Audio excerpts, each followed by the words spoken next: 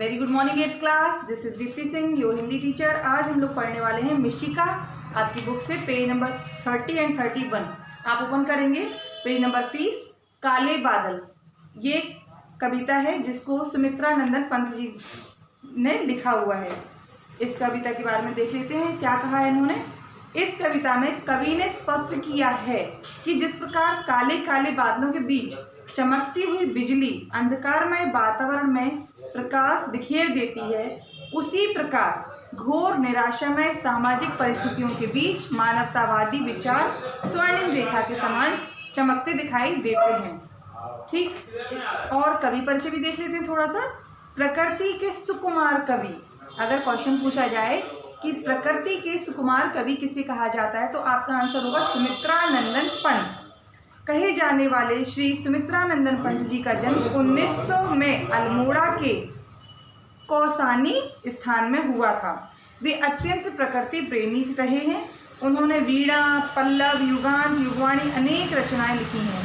उनका देहावसान 28 दिसंबर 1977 को हुआ। ठीक, चलिए। सुनता हूँ मैंने भी देखा, क्या कह रहे हैं फर्स्ट लाइन में? सुनता हूँ मैंने भी देखा।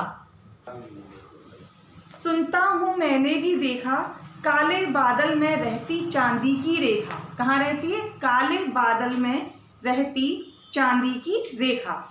काले बादल जाति द्वेष के, काले बादल जाति द्वेष के, काले बादल विश्व क्लेश के। काले बादल जाति द्वेष के, काले बादल विश्व क्लेश के। काले बादल उठते पथ के, काले बादल उठते पथ के, नव स्वतंत्रता के प्रवेश के।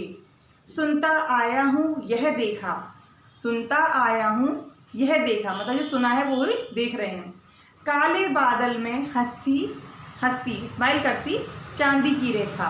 पहले बताया काले बादल में चांदी की रेखा रहती है, अब वो हंसती भी है। आज दिशा है घोर अंधेरी, आज दिशा है घोर अंधेरी, नभ से गरज रही रणभेरी, नभ से गरज रही रणभेरी। चमक रही चपला क्षण क्षण पर, चमक रही चपला क्षण क्षण पर, झनक रही झिल्ली झनझन कर, झनक रही झिल्ली झनझन कर।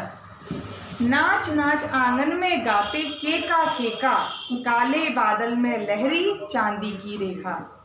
काले बादल मन भय से उठता चंचल, काले बादल मन भय से हो उठता चंचल। कौन हृदय में कहता पल पल, कौन हृदय में कहता पल पल, मृत्यु आ रही साजे दलबल। आग लग रही घात चल रहे विधि का लेखा, काले बादल में छिपती चांदी की रेखा। मुझे मृत्यु की भीति नहीं है पर अनीति से प्रीत नहीं है, मुझे मृत्यु की भीति नहीं है पर अनीति से प्रीत नहीं है। यह मनु जो चित रीत नहीं है, यह मनु जो चित रीत नहीं है, जन्मे प्रीत प्रतीत नहीं है।